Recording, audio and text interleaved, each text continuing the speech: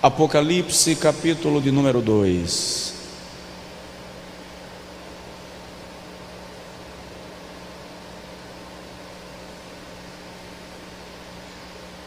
Último livro do texto canônico do Novo Testamento.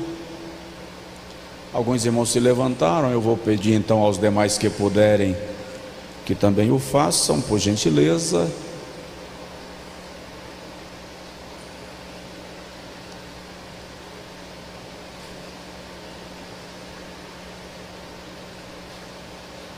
Versículo de número 18 até o 22 diz assim: E ao anjo da igreja que está em Tiatira escreve: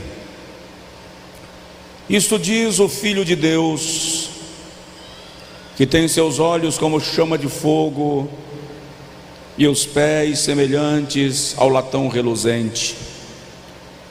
Eu conheço as tuas obras, e o teu amor, e serviço, e fé, e a tua paciência, e que as tuas últimas obras são mais do que as primeiras. Mas algumas poucas coisas tenho contra ti, que deixas Jezabel, mulher que se diz profetiza, ensinar e enganar os meus servos, para que forniquem e comam dos sacrifícios da idolatria. E dei-lhe tempo para que se arrependesse da sua fornicação, e não se arrependeu. Eis que a porei numa cama, e sobre os que adulteram com ela virá grande tribulação, se não se arrependerem das suas obras. Olha o 23. E destruirei com morte a seus filhos, e todas as igrejas saberão que eu sou aquele que sonda as entranhas e os corações, e darei a cada um de vós segundo as vossas obras. Quem pode dizer amém? Agora diga assim: Senhor, tem misericórdia de nós. Amém. Podem sentar, meus irmãos amados. Eu estou com vocês há 3 semanas, hoje é a 3ª semana, falando desse assunto, destronando o espírito de Jezabel. Quem estava aqui terça-feira passada, faz assim, por favor. Amém.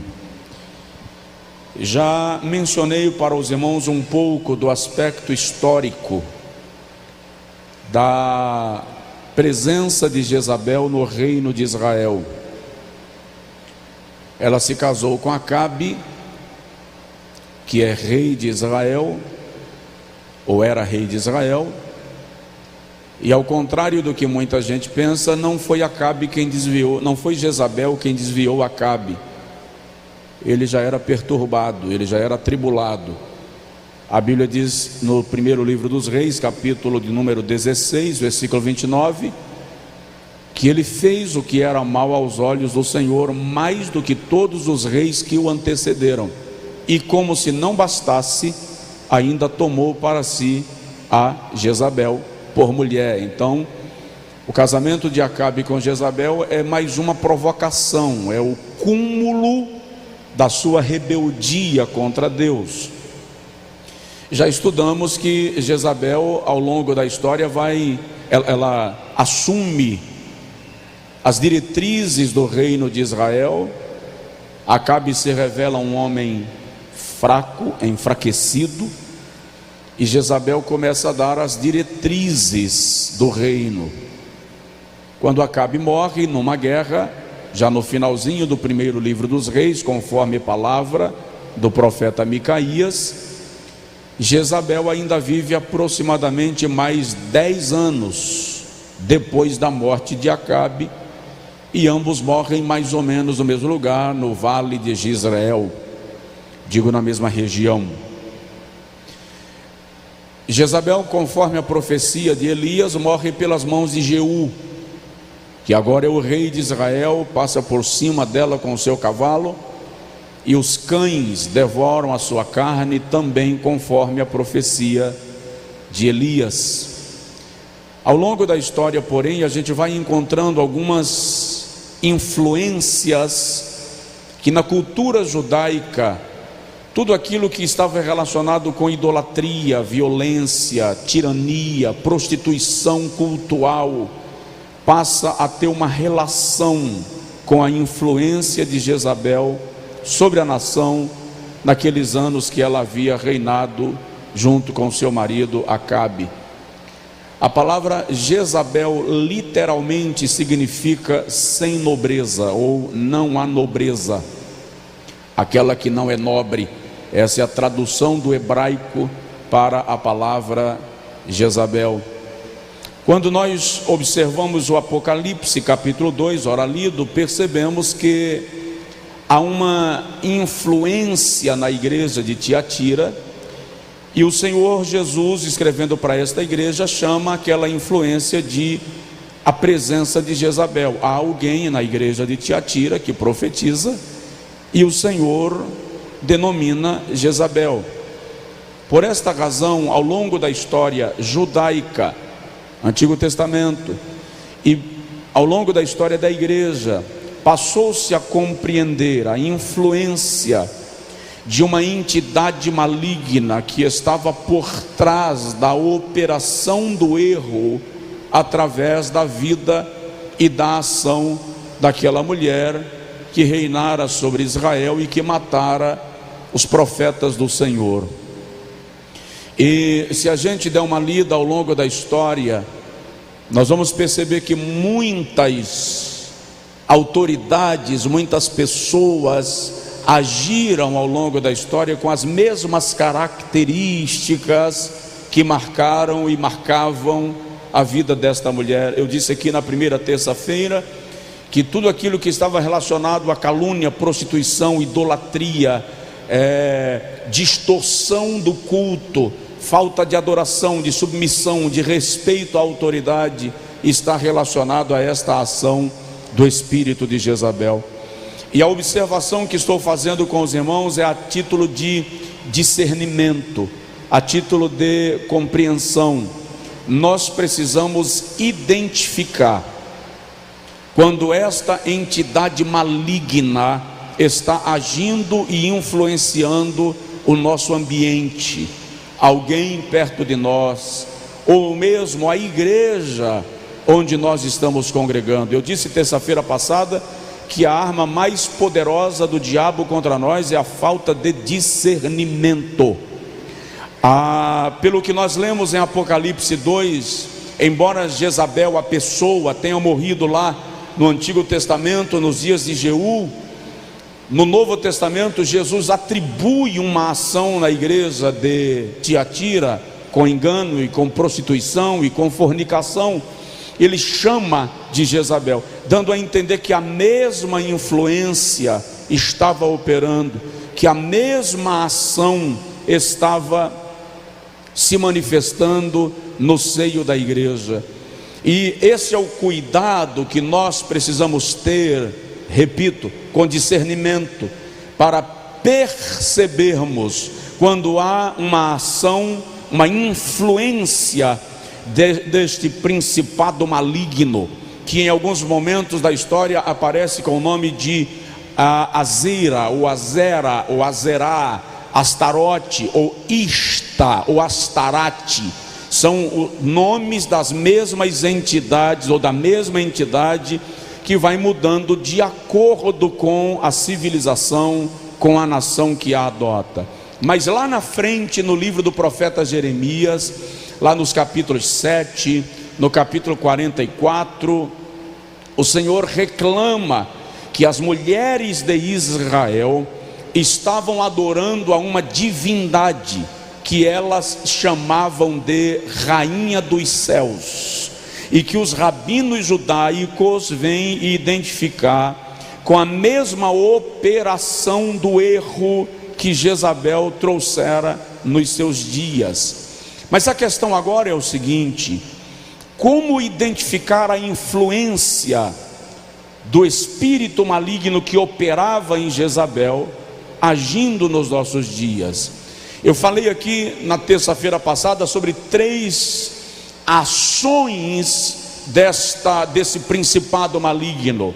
Primeiro, falei aqui que esse principado busca destruir os profetas do Senhor, calar a voz daqueles que proferem o evangelho genuíno, a palavra profética. E eu disse aqui de que maneira ela age, esse espírito age para destruir os profetas do Senhor. Primeiro, pela cooptação, ou seja, atraindo a si, tentando associar-se, envolvendo-os em situações que lhes tornam parceiros. Eu cheguei a dizer aqui que lamentavelmente muitos acabam se tornando agentes do diabo no altar de Deus, porque foram associados ao espírito maligno e já não declaram contra o pecado, já não professam o evangelho bíblico genuíno e verdadeiro. Cooptação.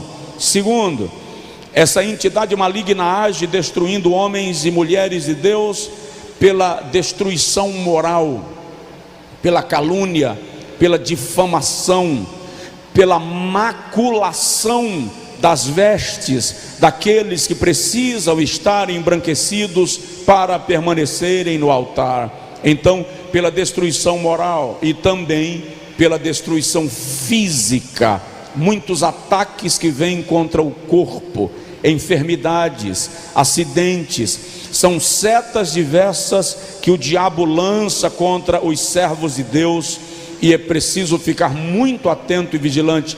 O salmista Davi, quando compõe o Salmo 91, diz que o Senhor nos livrará, nos guardará dos dardos inflamados do maligno. Lá na frente Paulo diz assim: nós não ignoramos os ardis, os ataques, as maquinações de Satanás. Então, embora ele não alcance fazer o que deseja, muitas vezes nós sofremos o reflexo dos seus ataques, padecemos os seus ataques e precisamos estar cobertos do sangue de Jesus. Segundo lugar, falei aqui na terça-feira passada que essa entidade maligna atua, e é preciso identificá-la e discerni-la, sustentando os agentes de Satanás. Mostrei biblicamente quando Balaão é comprado para profetizar contra Israel. Mostrei biblicamente que Jezabel tinha profetas que comiam na sua mesa, bancados por ela, para profetizarem aquilo que ela queria ouvir, causar temor, desespero e amedrontamento no povo. E é lamentável perceber, deixa eu dar um ponto aqui, é lamentável perceber que muita gente na nossa geração, na igreja dessa dispensação, vende profecias, vende revelações, profetiza para agradar grupo A ou grupo B e deixa de ser boca de Deus. E aí o Senhor Jeová diz assim: ai daquele que diz o Senhor disse, quando eu não falei. Então é preciso tomar muito cuidado. Essa entidade maligna continua agindo, sustentando, patrocinando, bancando agentes do diabo para influenciarem a igreja, o povo de Deus. Dá um toque no seu vizinho e diz para ele: vigia. Aleluia. Terceiro lugar, esta entidade maligna está agindo, eu falei aqui terça-feira, analisando o seu ponto vulnerável, estudando em que área pode lhe atingir, em que área pode lhe enfraquecer, lhe abordar e lhe lançar ao chão, ao desespero e à angústia. Mas vamos lá. Em quarto lugar, o espírito de Jezabel, essa influência maligna está, olha para mim porque eu vou dizer muito sério, está atuando na igreja da nossa geração com manifestações espirituais. Nós somos uma igreja pentecostal, somos, Nós cremos no mover do Espírito Santo na contemporaneidade? Cremos. Nós cremos nos dons espirituais, na profecia, nas línguas, na variedade de línguas? Cremos. Qual é o problema então? O problema é que nós pentecostais valorizamos muito alguns dons que nós classificamos 5 estrelas e desprezamos outros que são imprescindíveis para a saúde da igreja. Os pentecostais valorizam muito a profecia. Eu sei, Paulo diz que ela é o mais nobre de todos os dons, o mais excelente. Nós valorizamos muito as línguas estranhas. Nós valorizamos muito aquele camarada que coloca a mão sobre o enfermo e ele é curado.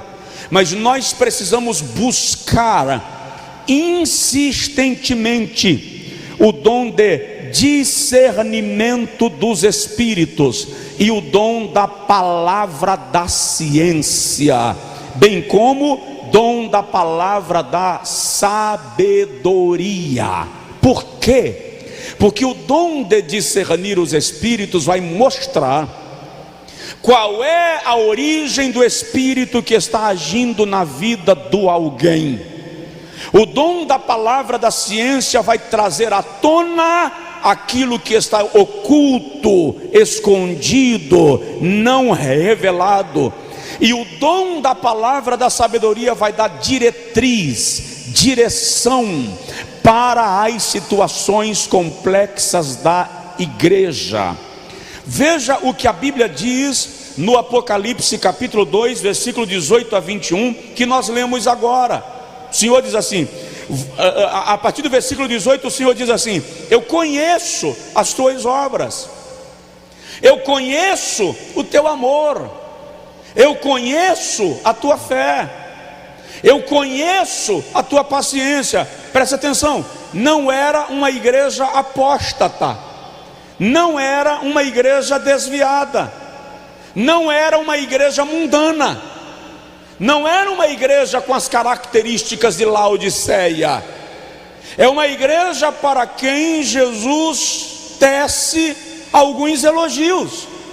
Detalhe, é uma igreja em pleno avivamento. Jesus diz assim: as tuas últimas obras são maiores do que as primeiras. Ou seja, é uma igreja em ascensão. Mas eu tenho contra ti que toleras em teu meio Jezabel, que se diz profetiza. Há alguém na igreja de Tiatira que se manifesta como profetiza, e o seu poder de influência sobre aquela igreja é tão grande que o Senhor diz assim: ela ensina e engana os meus servos. Se ela ensina, olha para mim, se ela ensina, ela tem o altar. Se ela ensina, ela tem o microfone. Se ela ensina, ela tem liderança. E por meio do ensino ela engana os meus servos e os levam a se prostituírem e a adulterarem com ela. O Senhor está falando de uma ação através de alguém que de algum modo tem posição proeminente na igreja de Tiatira, e por meio desta proeminência está ensinando e enganando. E o detalhe, profetiza com dons espirituais. Ela tem filhos na fé. Está escrito no versículo de número 22: porém numa cama aqueles que adulteraram com ela. Versículo 23: destruirei de morte a seus filhos. A seguidores, a discípulos. Existem pessoas influenciadas por ela. Por quê? Por causa dos dons, porque ela profetiza, porque ela ensina. A igreja precisa vigiar com a manifestação de dons chamados espirituais.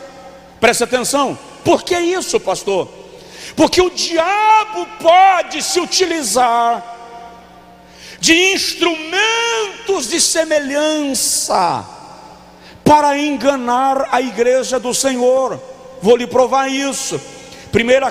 Segunda carta de Paulo aos Coríntios, capítulo de número 2, versículo de número 10 e versículo de número 11. Paulo diz assim: e a quem perdoardes alguma coisa, também eu, porque se eu também perdoei alguma coisa, a quem perdoei por amor de vós, o fiz na presença de Cristo, para que não sejamos vencidos, para que não sejamos derrotados, sobrepujados por Satanás. Aí Paulo diz: porque não ignoramos os seus ardis, ou seja, nós percebemos quando ele está agindo, estamos atentos quando ele se manifesta. Agora vá para o capítulo 11 da segunda carta aos Coríntios, capítulo 11, versículo de número 13 a versículo de número 15. Segunda carta aos Coríntios, capítulo 11, versículo 13 ao versículo 15, Paulo diz assim: porque tais falsos apóstolos são obreiros fraudulentos, transfigurando-se em apóstolos de Cristo. Versículo de número 13 e versículo, porque 14, e não é maravilha, porque o próprio Satanás se transfigura em anjo de luz. A influência desse espírito maligno, chamado de Jezabel, age no seio da igreja com manifestações espirituais diabólicas que parecem de ordem divina.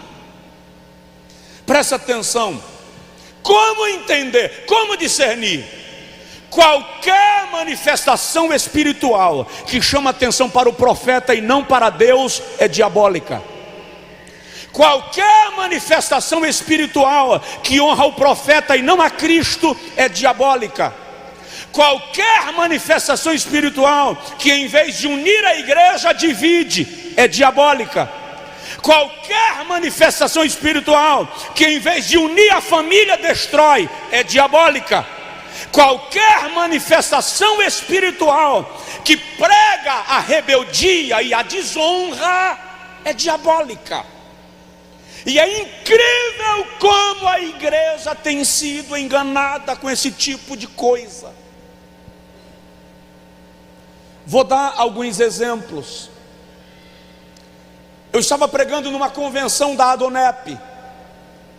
No terceiro dia da convenção, uma irmã chegou para mim e disse assim: pastor, eu estou preocupado, eu estou inquieta, porque desde o primeiro dia da convenção tem uma mulher que só assenta do meu lado, e ela fala línguas estranhas o culto inteiro.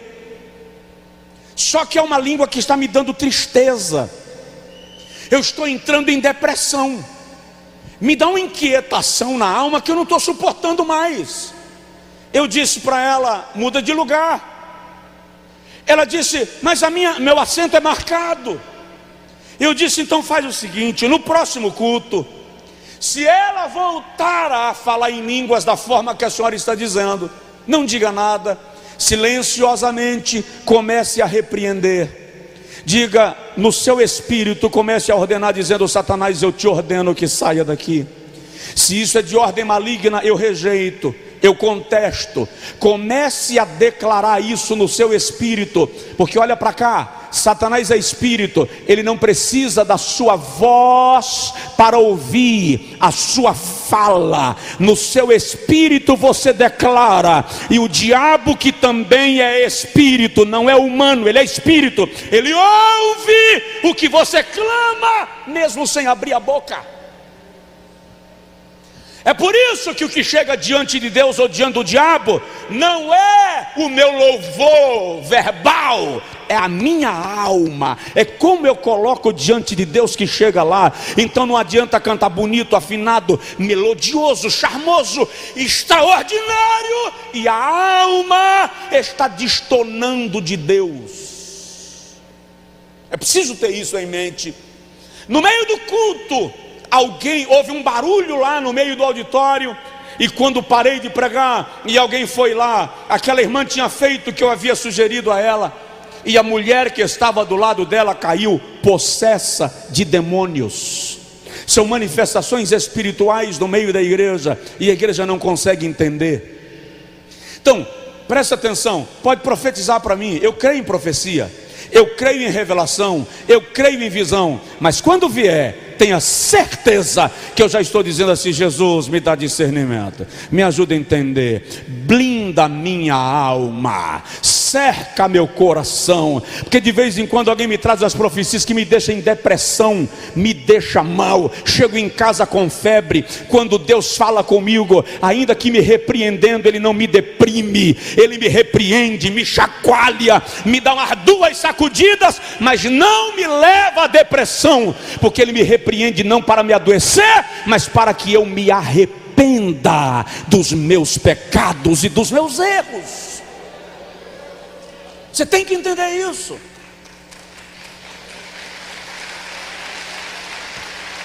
Essa influência maligna age manifestando coisas espirituais que destroem a vida espiritual do outro. Não é Deus.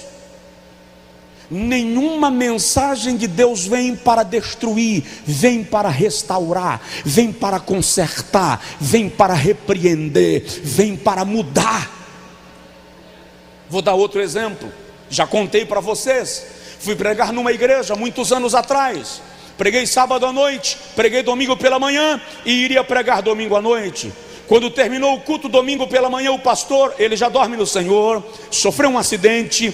Alguns anos depois, ele me disse assim: tem uma irmã aqui na minha igreja, ela é muito crente, Deus usa ela demais. O que foi de profecia, de revelação, é incrível, Josué. Onde ela impõe as mãos, a pessoa é curada. É dirigente do meu círculo de oração. E essa mulher entrou num estado de depressão que não sara. Todos os pregadores que vêm aqui, eu levo lá para orar por ela, e eu queria que você fosse lá orar, e o pastor resolveu me levar para orar antes do almoço. Irmão, depois de uma pregação, você tem fome para comer pedra cozida com sal. Com fome, eu fico num estado de impaciência, que só a misericórdia do rei. Lá vou eu com fome orar por essa mulher. Quando eu cheguei na casa daquela irmã, você viu um ambiente sujo, mal cheiroso, cheiro de sujeira, de casa abandonada mesmo. Ela estava sentada numa poltrona, com os panos velhos lá forrando a poltrona, quase atrás da porta, tesa, olhando para o nada, os olhos fitos em algum lugar, sem piscar. O marido dela saiu do quarto para nos receber, com a barba por fazer, umas caspas caindo no ombro, na camisa. Você vê que o cara estava com o suor vencido, estava um estado de abandono na casa. E o pastor disse para ela: eu trouxe o pastor Josué para orar pela senhora. E eu saudei com a paz do Senhor. Ela não respondeu. Fiz a oração por ela, e fiz aquela oração cheio de autoridade: o Senhor é poderoso para mudar o quadro, a tua serva. E quando eu terminei de orar, ela permanecia na mesma posição, não piscava os olhos, não mudava a direção. O seu foco era o nada. Conversamos um pouco, o pastor começou a cantar um hino que diz assim: pelo mundo brilha a luz desde que morreu Jesus, pendurado lá na cruz do Calvário. Terminou de cantar o hino, eu querendo ir embora, eu ainda lembro a cena, eu estava querendo ir embora, eu fui saindo e o pastor disse: não, vamos fazer mais uma oração. Aí lá vou eu, faço mais uma oração, e o pastor agora me ajudou orando, ergueu a voz. Ele era um homem de Deus muito sério, muito querido, orando comigo, e a mulher permanecia tesa, olhando para nada, e nada acontecia. Eu parei a oração, fiquei ali, e o pastor ficou meio que fazendo uma pregação reflexiva, tentando orientá-la de alguma maneira, dando uma palavra. E eu me afastei um pouco e fui para o hall de entrada da casa. Quando eu estava no hall de entrada da casa, eu estava fazendo o que a maioria dos crentes fariam nessa circunstância. Deus, por que o Senhor permite isso com um servo teu? Porque isso acontece com um crente. A mulher dirige o círculo de oração. O Senhor usa a mulher para profetizar. O Senhor usa a mulher para curar enfermos e deixa ela entrar num estado de depressão nesse nível. Muito questionando, de repente caiu em cima de mim uma informação. Caiu como se fosse uma laje desabando na minha cabeça. E quando aquilo caiu, eu tomei um choque. E no choque que eu tomei, eu voltei e disse para o pastor: espera um pouquinho. E olhei para a irmã e disse assim: Deus nunca lhe usou. Ele acabou de me dizer que Ele nunca profetizou na sua boca. Ele nunca curou através da senhora. As suas revelações não eram divinas. O Senhor me disse que o diabo estava operando na sua vida e enganando a igreja. Quando eu disse aquilo, as lágrimas começaram a escorrer dos olhos.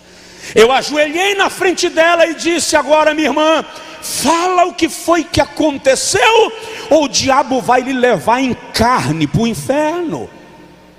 Aí ela abriu a boca, começou a tremer os lábios, mexeu a mão, e ela disse: eu queria muito ser usada por Deus, eu queria muito profetizar, mas eu não estava disposta a viver o que Deus estava requerendo de mim.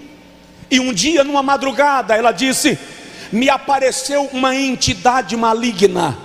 E ela disse assim: e eu sabia que era um demônio.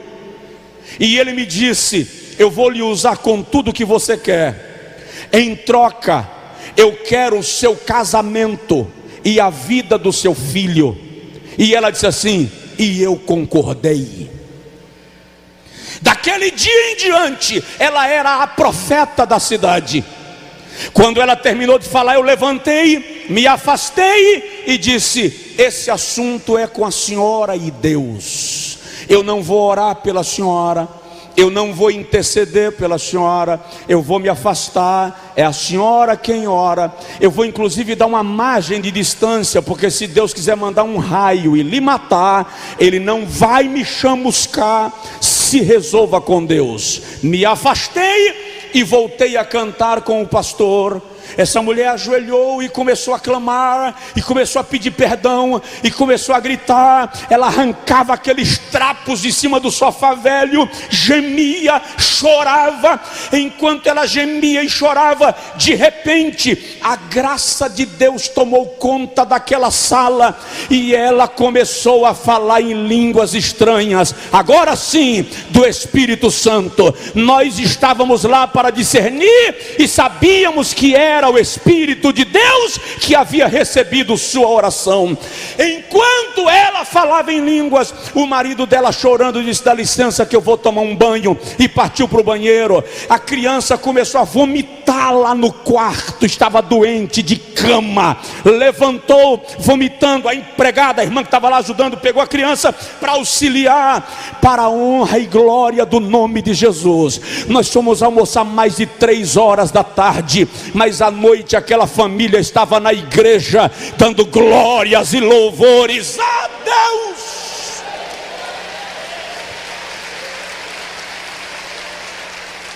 Uma igreja precisa aprender a discernir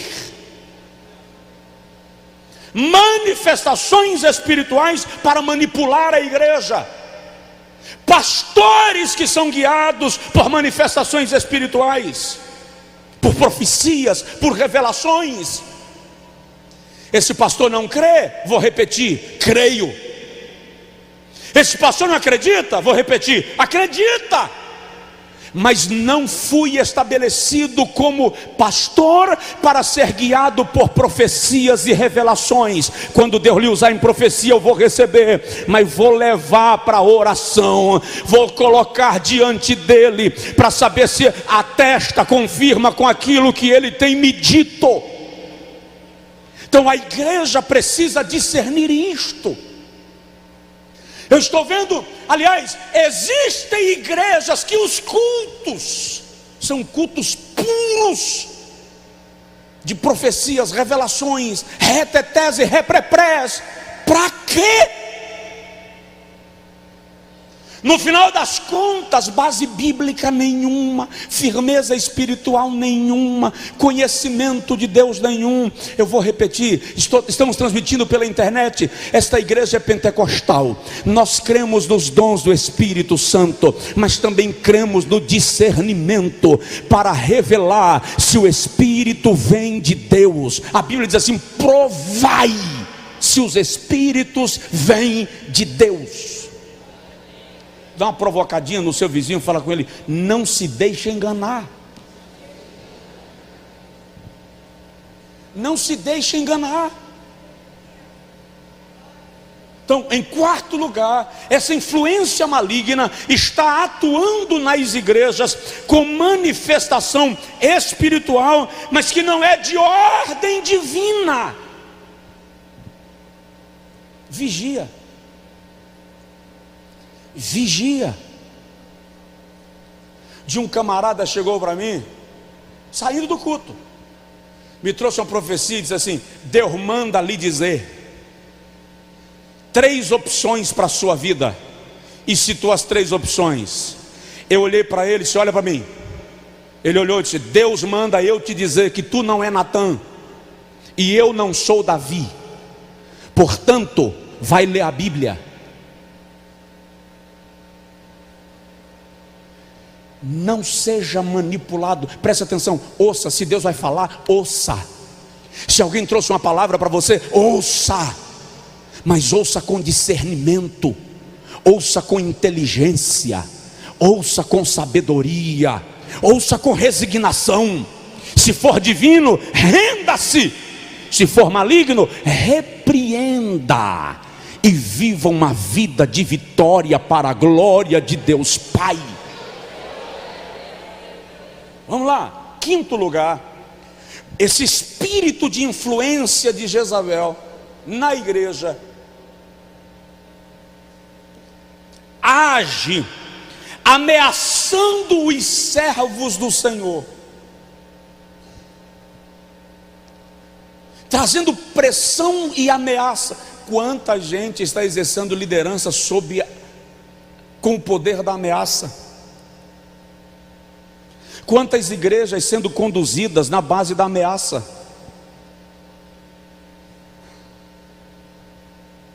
Quantas pessoas escravizadas na igreja, porque estão sendo ameaçadas por aqueles que lhe lideram, por aqueles que se dizem instrumentos para a vida de cada um deles. Ei, não por força,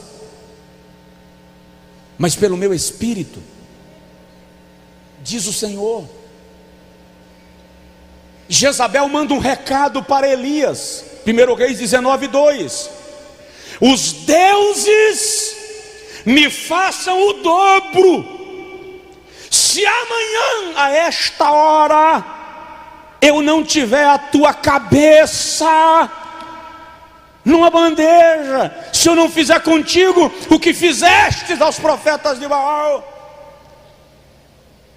Neemias, capítulo de número 6, versículos 5 a 10, revela para nós que Neemias foi ameaçado 10 vezes para parar a obra da reconstrução de Jerusalém. É incrível como o adversário trabalha com amedrontamento, te ameaça para te fazer recuar, te chantageia, te manda recados para que você fique temeroso. Temeroso. É incrível como o diabo trabalha com terrorismo psicológico. Já parou para analisar? que às vezes você sofre um terrorismo psicológico tão violento que você não dorme naquela noite, com medo do que ouviu, apavorado com a chantagem do maligno. É verdade. E o diabo, diz Pedro, vive em derredor, rugindo. O que é rugir? Ameaçar. É fazer barulho de longe, como quem tem poder de estraçalhar. Lamentavelmente, tem muita gente tomada pelo medo, pelo pavor, porque está debaixo de ameaças. Lembro de um dia que alguém chegou para mim e falou assim: já coloquei sua foto na boca de um sapo e costurei, você vai ver se você não morre. Falei com ele: você devia ser denunciado por crime contra os animais. São ameaças. Lembro do dia que alguém chegou para mim no final de um culto: olha para mim, não digo tudo a vocês. Alguém chegou no final de um culto e disse para mim: a minha patroa é satanista, está frequentando nossa igreja toda terça, e disse que estão fazendo oferendas e rituais contra a sua vida. Passou uns dias, a mesma pessoa voltou e disse: ela falou que enterraram cruzes embebidas em sangue de animal, de ponta cabeça, para lhe destruir. Passados alguns dias, ela chegou e disse: olha, ela falou que não sabe como é que esse pastorzinho ainda consegue pregar, porque já era para ele ter morrido. Eu disse: diga para ela que esse pastor continua pregando, porque enquanto ela enterra a cruz em sangue de animal, o Cristo que nós servimos derramou sangue do Cordeiro imaculado.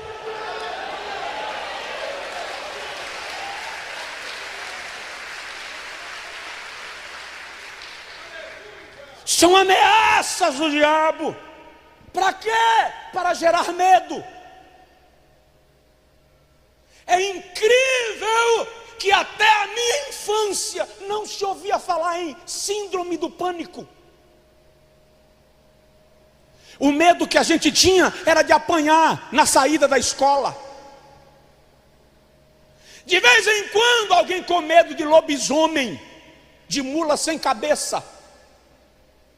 A síndrome do pânico virou um mal deste século. E não é brincadeira não estou subestimando o problema é real. Estou falando de pessoas que têm medo de ficar no carro, que têm medo de sair de carro, que têm medo de ficar em casa e que têm medo de sair de casa. Tem medo de morrer e tem medo de ficar vivo. Tem medo de adoecer e tem medo de ir para o médico. E dão pane. E olha para mim, isso não é fricote, isso não é capricho.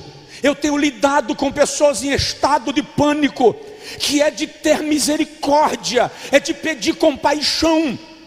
E isso, sem sombra de dúvida, é uma ação espiritual que pressiona a nossa mente e a gente perde o fôlego.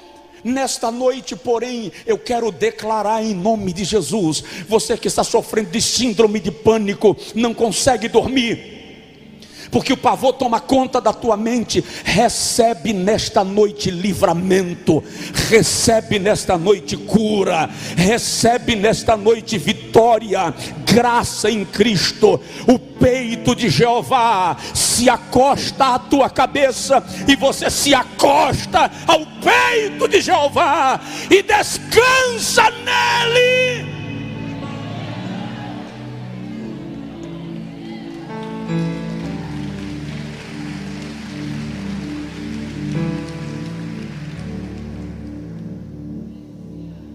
Elias venceu 400 profetas de Baal.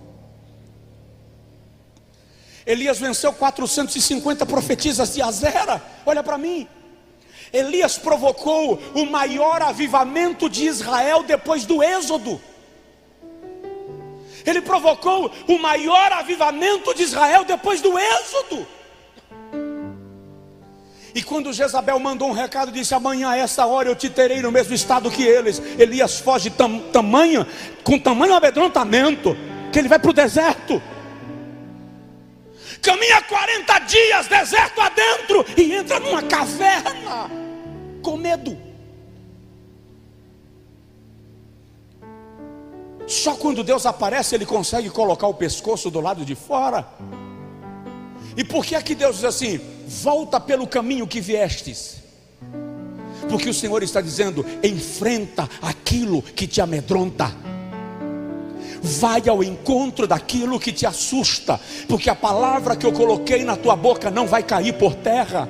Eu estou lhe dizendo nesta noite, na autoridade de Jesus, que o medo não vai prevalecer sobre a sua vida. Enfrente aquilo que te amedronta, enfrente aquilo que te assusta. O diabo não vai lhe chantagear com medo. Há um Deus dos céus que reina sobre nós.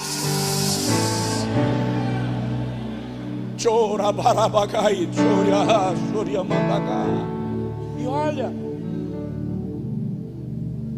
não se sinta pior porque você sentiu medo, não. Os guerreiros de Israel sentiram quando chegaram em Canaã e viram gigantes. Davi sentiu medo. Jeremias teve medo. Alguns dos apóstolos do Senhor Jesus revelam um sentimento de pavor.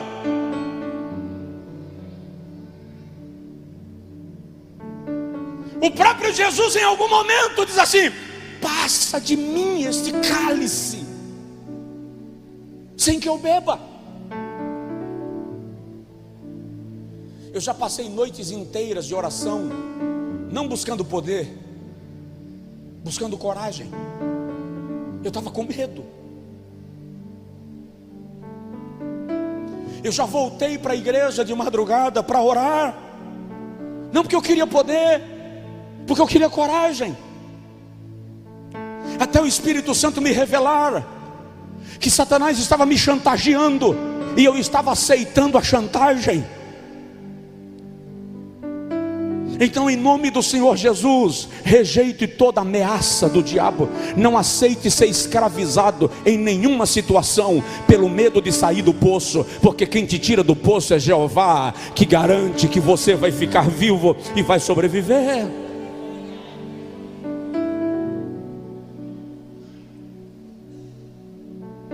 A ação dessa influência maligna ameaçando homens e mulheres de Deus.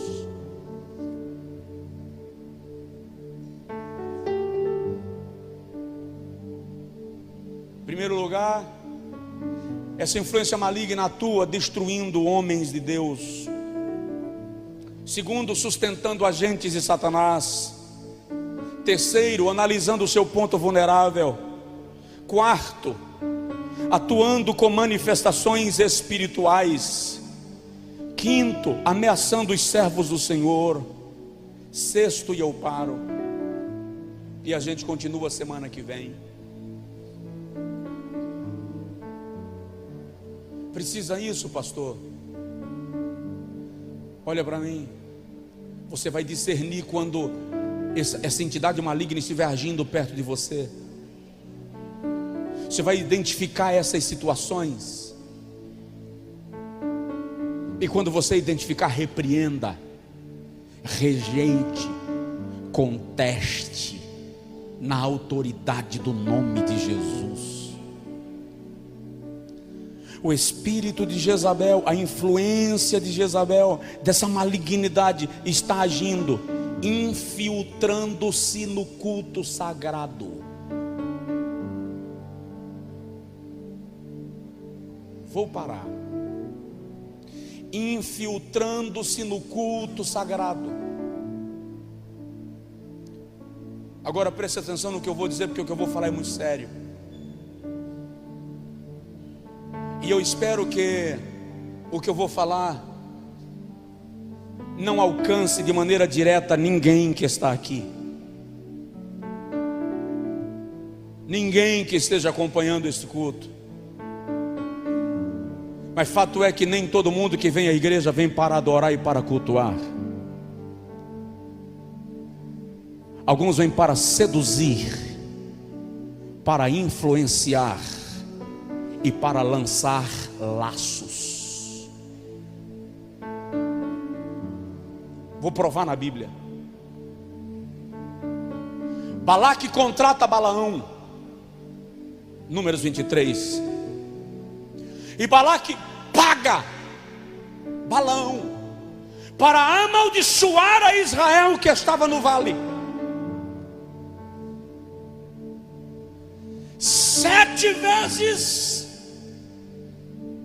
Balaão abre a boca para amaldiçoar o povo, e em vez de sair palavra de maldição, sai palavra de bênção. Chega um momento que Balaque chega para Balaão e diz assim: ô infeliz, eu te paguei para amaldiçoar, não para abençoar. E Balaão diz assim: como posso eu amaldiçoar aquele a quem Deus já abençoou? Deus não é homem para que minta, nem filho de homem para que se arrependa. Havendo dito não fará, e havendo prometido não cumprirá. Balaão percebeu que não dava para amaldiçoar o povo de Deus. Mas no capítulo 25, versículo 1 de Números,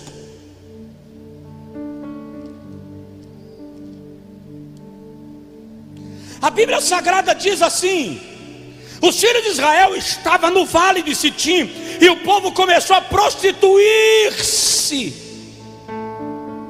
com as filhas dos moabitas. Versículo 2: elas convidaram o povo aos sacrifícios dos seus deuses, e o povo comeu e se inclinou aos seus deuses. Quando nós chegamos lá no Novo Testamento, lá na Epístola de Judas, acha o versículo aí para mim? Judas diz que haviam alguns que estavam seguindo o caminho de Balaão, e ele diz assim, versículo de número 11, Epístola Universal de Judas, versículo 11, perto do Apocalipse, diz assim: ai deles, porque entraram pelo caminho de Caim e foram levados pelo engano do prêmio de Balaão, e pereceram na contradição de Coré. Se o irmão continuar lendo o texto e as referências, vai dizer que Balaão ensinou os filhos de Israel a pecar contra Deus. Volta para Números, por favor, capítulo de número 31, e eu vou lhe explicar.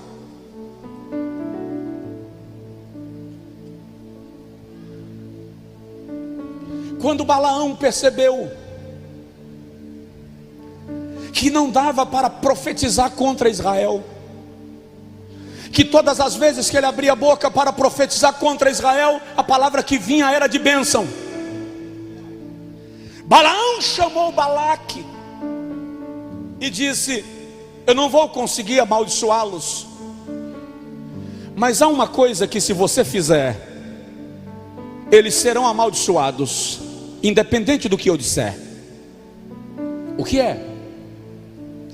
As filhas de Moabe, as mulheres de Moabe, são mulheres belas, são mulheres bonitas. Os filhos de Israel estão há 400 anos da escravidão. Coloca as mulheres de Moabe para seduzir os homens de Israel, para que eles se prostituam. E se eles se prostituírem, estarão em pecado, e naturalmente a maldição virá sobre eles. É por isso que o capítulo 25, versículo 1 diz que eles estavam se prostituindo com as moabitas. Prostituir ali é praticando orgias. Capítulo 31, versículo 7: e pelejaram contra os midianitas, como o Senhor ordenara a Moisés, e mataram a todos os homens. Mataram também eles dos que já haviam sido mortos, os reis dos midianitas, a Evi, e a Requém, e a Zur, e a Ur, e a Reba, 5 reis dos midianitas. Também a Balaão mataram ao fio da espada. Por que mataram Balaão? Porque Moisés mandou matar a Balaão. Porém os filhos de Israel levaram presas as mulheres dos midianitas e suas crianças. Também levaram todos os seus animais e todo o seu gado e todos os seus bens. Vamos lá para o versículo de número 13. Porém Moisés e Eleazar o sacerdote e todos os príncipes da congregação saíram a recebê-los fora do arraial. Indignou-se Moisés grandemente contra os oficiais do exército, capitães dos milhares e capitães das centenas que vinham do serviço da guerra. E Moisés lhes disse: deixastes viver as mulheres? Eis que estas foram aquelas que, por conselho de Balaão, deram a Israel, aos filhos de Israel, ocasião para transgredirem contra o Senhor. Enquanto eles estavam na presença de Deus, as palavras de maldição viravam bênção. Qual foi a ideia de Balaque? Seduza-os, faça com que as mulheres da tua terra seduzam os homens de Israel, para que se prostituam, e a maldição virá sobre eles. Essa ação de Jezabel, desse espírito maligno, infiltra-se no culto sagrado com arte de sedução, para afastar a gente séria da presença de Deus. Quando Jeú chega no palácio de Jezreel e culmina na morte de Jezabel, a Bíblia diz, segundo Reis, que ela maquiou-se, saiu na janela, e o texto dá a entender que ela queria seduzir a Jeú para tirar a sua autoridade. O texto bíblico nos dá a entender que é pela arte da sedução que Jezabel anula completamente a força de Acabe. É preciso observar quando a influência dessa entidade maligna está atuando no culto e na vida da mulher de Deus e do homem de Deus. Gente debaixo da operação do espírito de Jezabel, fazendo jogo de sedução e afastando a igreja da presença de Deus, ou a presença de Deus da igreja.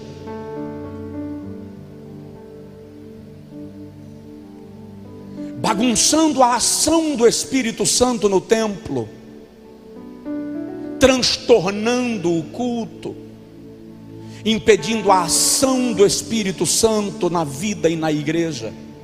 Vamos lá, eu já estou terminando. Gente que para a igreja veste aquela roupona, mas para o shopping, para o cinema, quase não veste roupa nenhuma.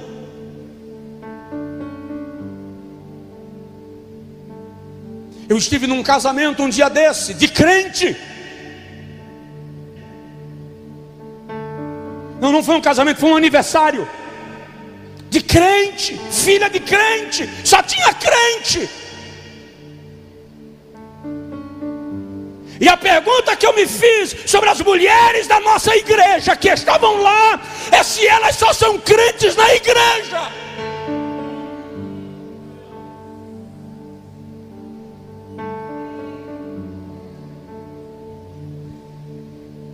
Porque a roupa era de quem dizia: me olha, me cobiça.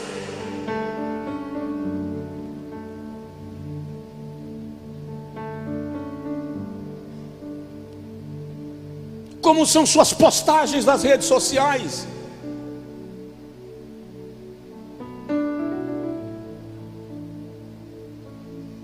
de marmanjo, depila o peitoral, faz meia hora de academia, pensa que virou Rambo e esquece que é crente.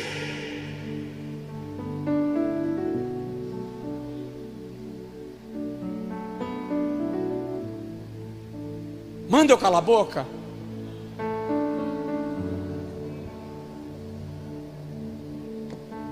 Vai para a praia, faz uma foto de fio dental e enfia no Instagram e depois vem para a igreja.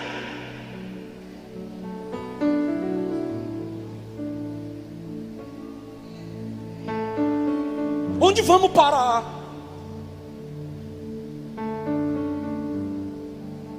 O que queremos de Deus? Minha vida pessoal, sua vida pessoal na rede social. Deixou de ser pessoal, filho. Caiu na rede social, é domínio público.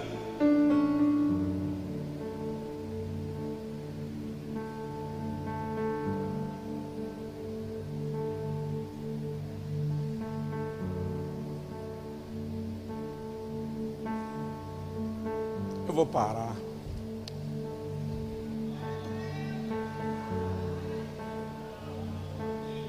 Que tipo de igreja nós somos?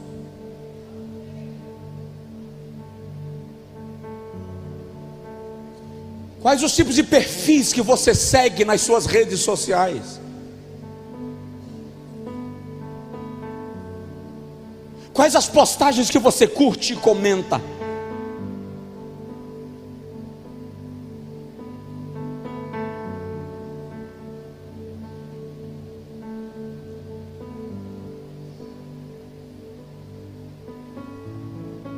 Tem gente que veste umas roupas, eu já disse aqui, vou repetir.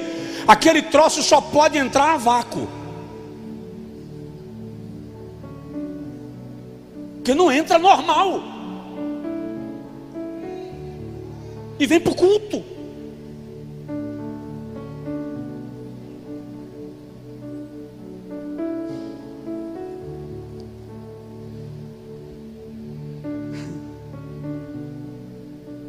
Moabitas infiltradas no culto a Jeová, sejam homens ou mulheres, porque tem uns camaradas que vêm para a igreja para cantar irmãzinha.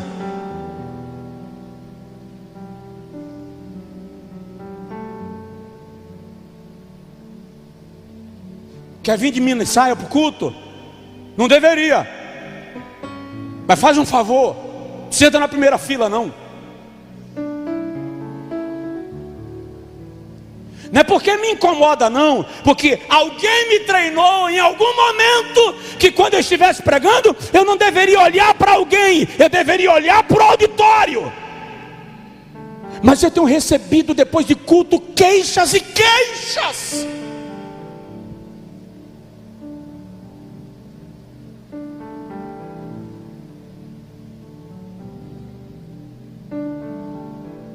E eu quero milagres. E eu quero que Jesus salve, e eu quero que a igreja cresça, e eu quero avivamento.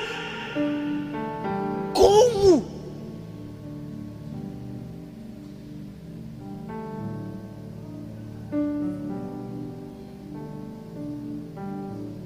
Peno às vezes à noite orando,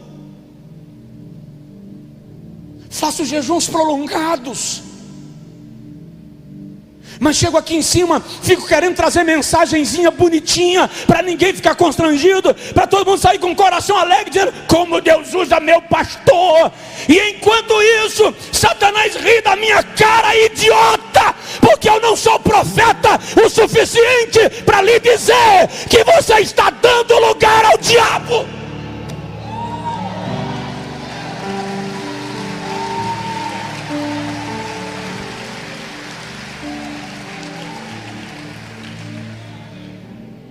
Isso não pode permanecer.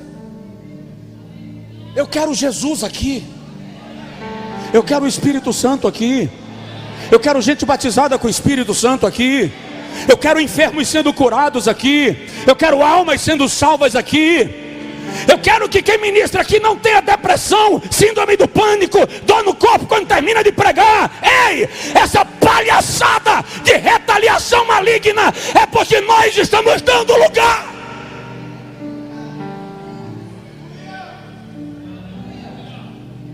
Porque quando a gente se posicionar, o diabo vai agir, reagir, atacar, bordoar.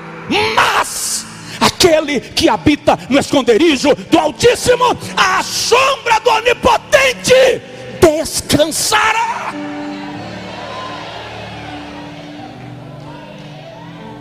Tem alguma coisa errada.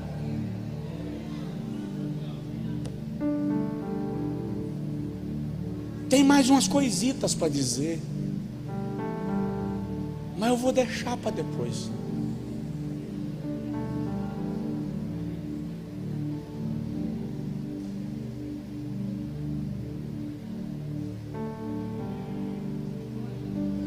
Mas se a gente quer o Espírito Santo agindo na igreja,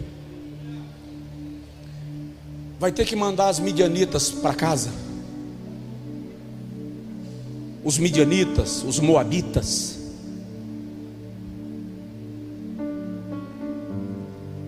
Comece a se averiguar.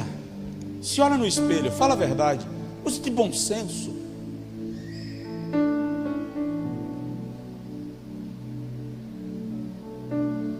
Tem uns cabas que não se respeitam. Daqui de cima eu já vi gente pendurado na língua da namorada enquanto eu prego.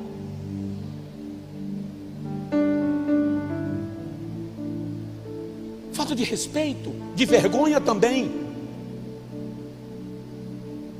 Está pensando que isso aqui é o quê? Isso é culto a Deus ou a Baal?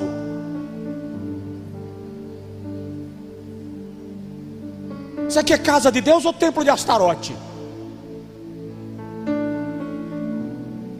Nós vamos para o céu? Ou vamos brincar de dançar na fogueirinha do inferno?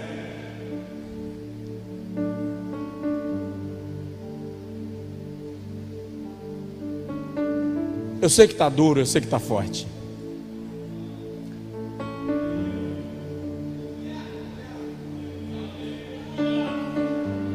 E eu fico evitando dizer certas coisas por causa da transmissão.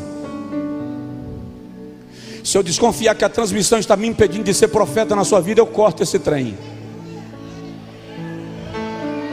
Porque eu fico evitando falar aqui para não ser criticado ali.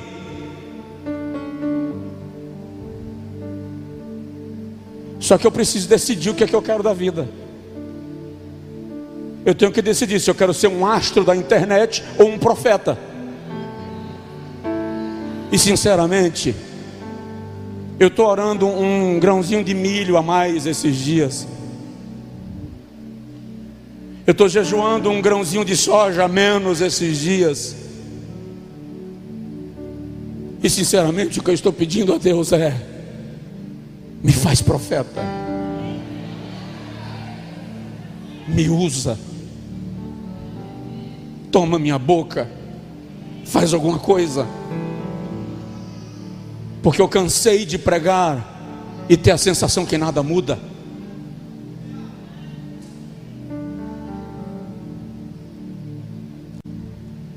Tem 18 anos que eu prego em Feira de Santana toda terça-feira. Sabe o que é isso? Quase metade da minha vida eu prego toda terça-feira aqui. Estou reclamando? Não. Estou querendo ver sinais de que a palavra está gerando efeito na nossa vida. E o Espírito de Deus vai inflamar o nosso coração. Diga, coloque assim a mão no peito e diga comigo: Espírito Santo, inflama o meu coração. Repete: Espírito Santo, inflama o meu coração.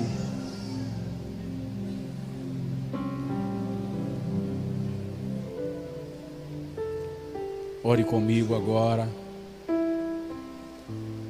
E você pode até dizer a Deus: Senhor, tem misericórdia desse pastor, deixa ele pregar esses negócios para nós, mas não. Se ele quiser lhe atender, ele lhe atende. mas isso é para a nossa saúde. Pai, nós nos ajoelhamos diante de Ti, ou nos levantamos diante de Ti. O que menos importa agora é a posição do meu corpo, do corpo do Teu filho, da Tua filha, mas a nossa rendição de alma. Te pedimos, ó Senhor, o perdão pela nossa falta de discernimento, de compreensão e até de rendição. Tua palavra às vezes vem tão forte, mas nós precisamos nos alimentar do pão que o Senhor nos dá.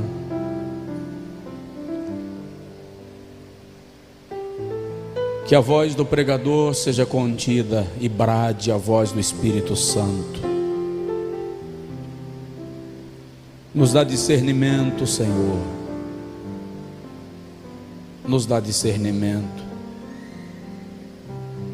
Nos dá humildade.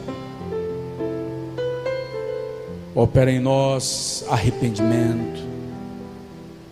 Rompe agora todo laço. Toda operação do engano rompe, liberta mentes, corações, pensamentos e sentimentos. Trabalha, Senhor, na Tua igreja, purifica-nos, purifica-nos. E ao longo desta semana, Senhor, fala com a gente, continua ministrando no coração dos Teus filhos e filhas, mas por bondade nos mostra, nos revela, nos faz perceber, quando estivermos dando lugar à influência do inimigo sobre nós.